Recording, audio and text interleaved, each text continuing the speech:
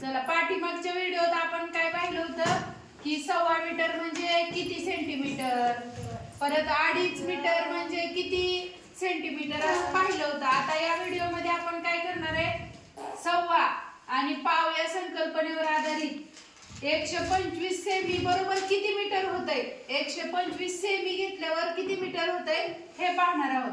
आता बघा, 125 सेमी म्हणजे किती मीटर. आता 100 ला किती आहे, 100 ला एक भाकरी आहे की नाही, 100 ची एक भाकरी आणि वरचे राहते कोण, 25 म्हणजे 25 म्हणजे काय भाग रे, 25 भाग म्हणजे पाव भाग आहे की नाही. मग 125 आणि आता एक भाकरी झाली आणि पाव भाकरी किती झाली, मग 1.25 किती झाली, 1.25 भाकरी झाली, 1.25 मीटर.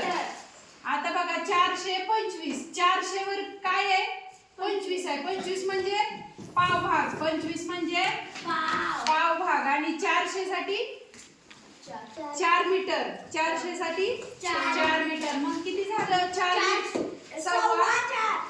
सव्वा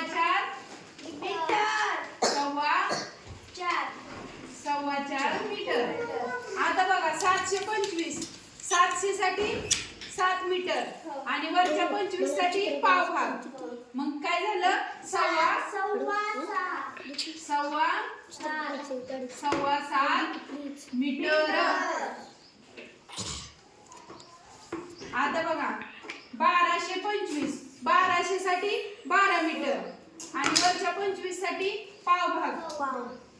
मग काय झालं, 12.5 मीटर बरोबर, 12.5 मीटर. आता बघा, 250 सेमी. आता इथं 25 होतं, आता इथं काय झालं, 50 झालं. 50 म्हणजे अर्धा भाग झाला की नाही, 50 म्हणजे अर्धा भाग. 25 आणि 25 मिळून काय झाले, अर्ध झालं. मग आता काय करायचं, 250 म्हणजे 2 पूर्ण भाकरी आणि अर्धी भाकरी. मग हिला आपण काय म्हणतो, अडीच. काय म्हणायचं, अडीच.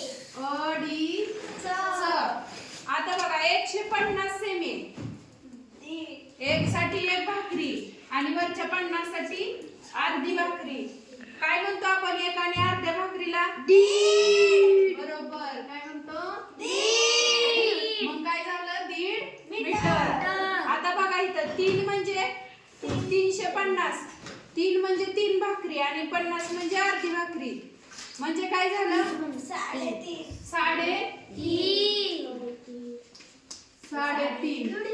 3.5 मीटर.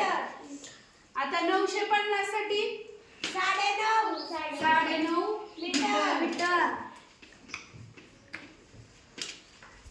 आता बघा, 1250 सेमी साठी 12.5 मीटर. 12.5 मीटर.